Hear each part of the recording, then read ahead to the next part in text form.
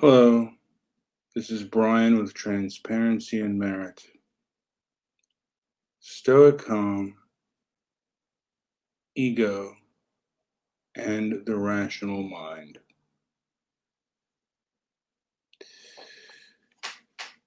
We're having an election coming up,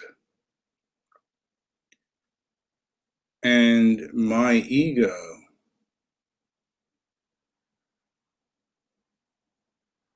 thinks that I can change people's opinion.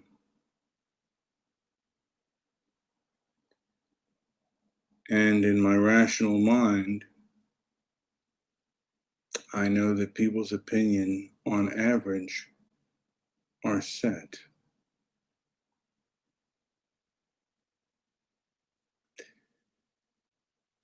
My ego tells me that I have self-control. My rational mind knows that I am a compulsive overeater. I am diabetic. My ego tells me I could successfully defend myself. My rational mind knows that there are people who could defeat me quite easily and quite handily.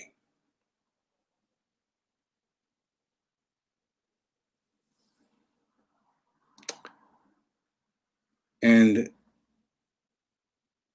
my ego tells me that I'm ruled by my rational mind. But my rational mind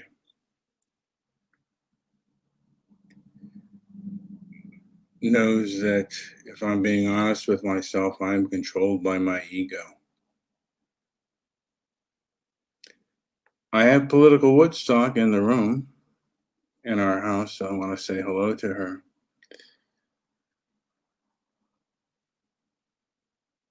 But I don't want to lose my train of thought. She told me to wake up and she told me to smile. Well, I am awake.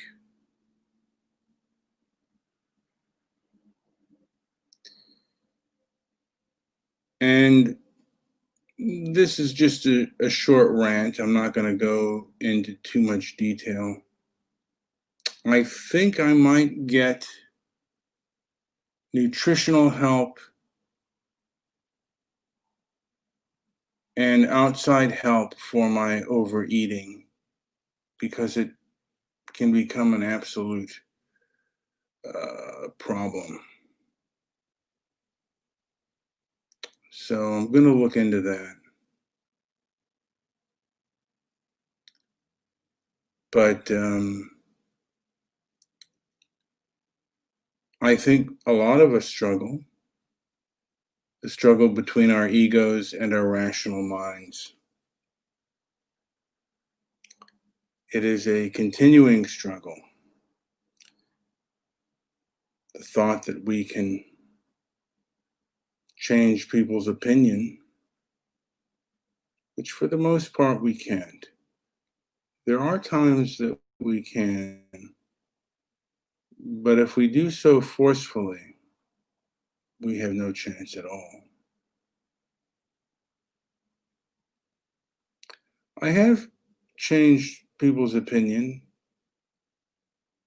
only after I listened to them and what they were saying, and then came with a different perspective.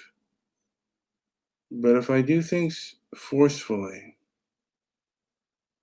then I cannot. I notice right here on my lip where I shaved that it's red. I wonder if that's a result of my diabetes.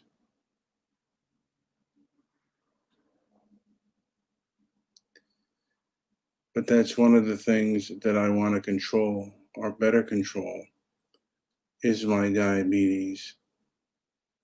And if I can control my eating habits, then I perhaps can even cure my diabetes. And that would be a better step because I think When you're diabetic, it could cause depression, not only lengthen my life, but maybe make a better outlook on it. Getting back to ego versus the rational mind.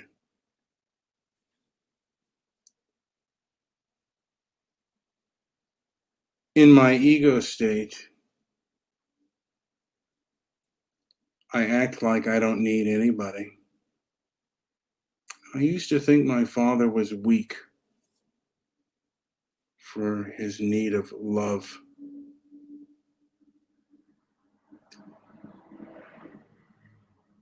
But that was my ego saying that. Now, I think it is good to want it and not need it, but I think it's good to stand by your convictions, but we need human contact. Without it,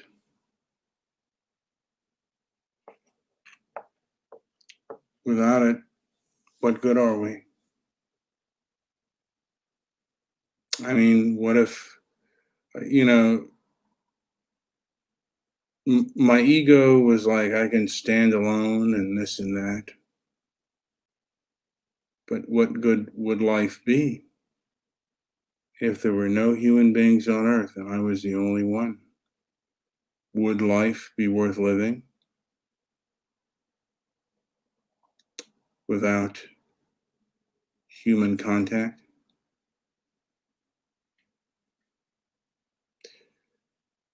I remember seeing a quote. I think she was a sex therapist, but she said, for most, and I'm paraphrasing this, but for most men, all the money in the world would be meaningless without women.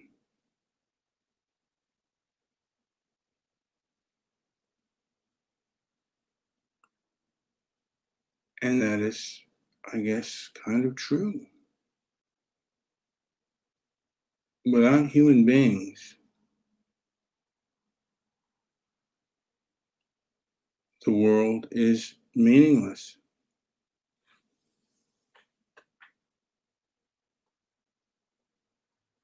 That's just my perspective.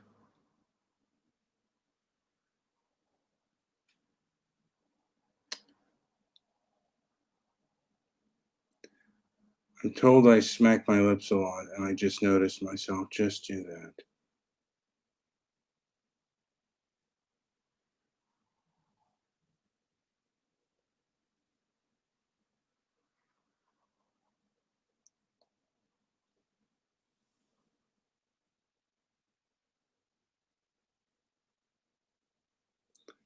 Piston Pilot is in the room,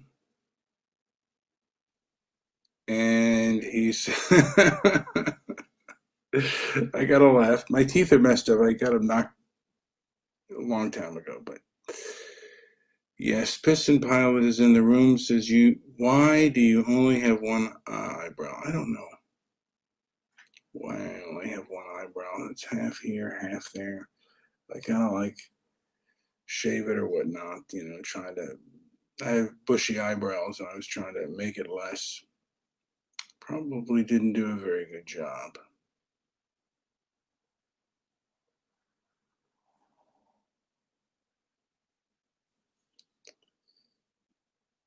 But I will always have detractors and people that I don't agree with.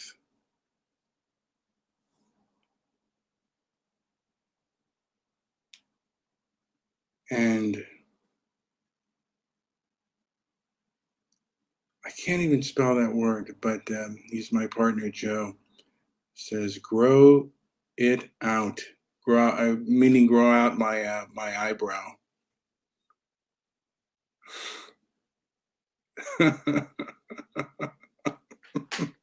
Now I'm laughing. All right, so like I said, this is Stoic. ego and the rational mind. Now, Joe believes that there is a healthy ego. Today, what I see is a very unhealthy ego.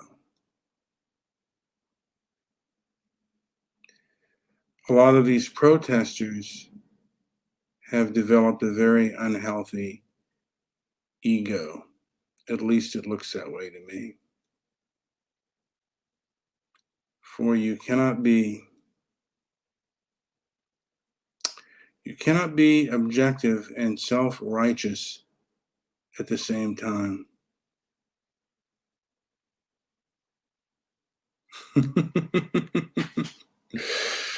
Okay, so I'm hearing comments about my personal appearance, and it doesn't really bother me. I mean, I'm not a teenager anymore, so I'm an older gentleman. And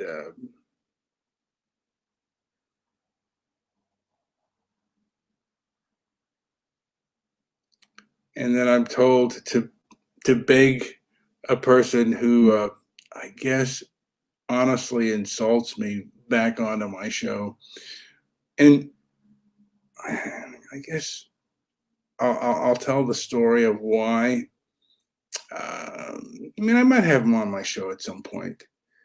Uh, he's an interesting person, and I don't have any real animosity. He's never done me wrong to a degree. He did, when I was doing a show on Spreaker, he did habitually call me and would,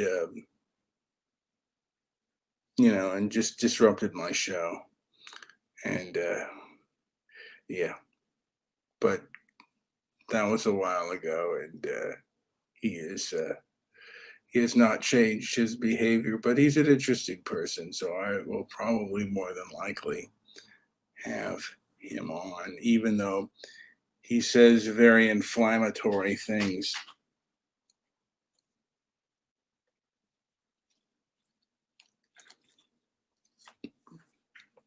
Anyway,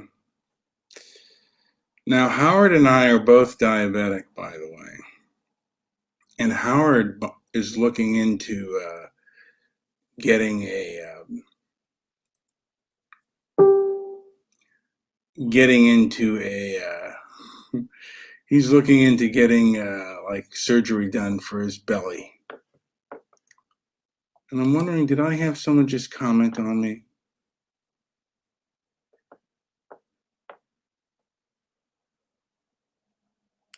Oh, yes. So,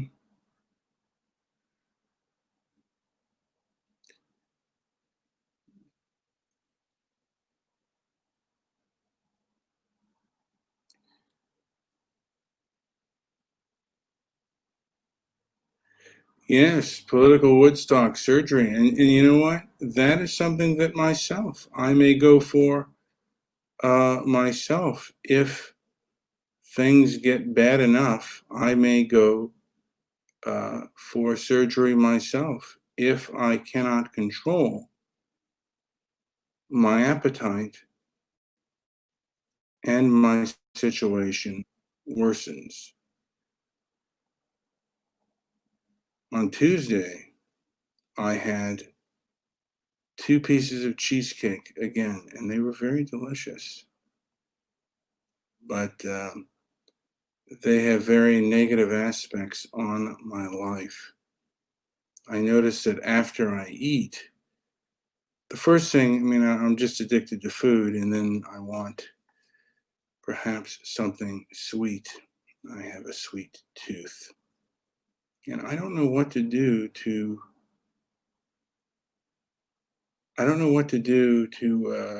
stop that. And I don't know if I have the willpower. My ego tells me I have willpower. I remember I was fasting. I think it was in the second or third day, and I told Joe that I think I could go a whole year with fasting.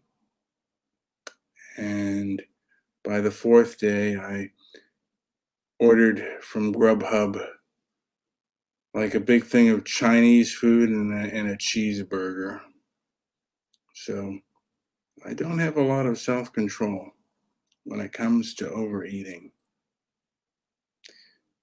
Anyway, this has been Transparency and Merit. If you like the show, subscribe to my channel. If you thought I got anything wrong or I could do better, please leave a comment below. Thank you for listening and enjoy the rest of your day.